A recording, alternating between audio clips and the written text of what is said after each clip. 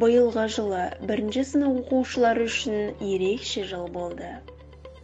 Себебі біз бірінші сынып оқушыларын екі топқа бөліп оқытып жатырмыз. Мектебімізде ата-аналардың өтініші негізінде 138 оқушы кезекші сыныптарда білім алып жатыр. Бірінші топтың сабақ уақыты 8:00-ден басталады. Мектепке кіргеннен бастап кезекші мұғалімдер, сынып жетекшілері қарсы алып, міндетті түрде баланың дене температурасын өлшейді. Оқушылар сабаққа міндетті түрде медициналық бетперде киюін талап етеміз. Мектепке кіре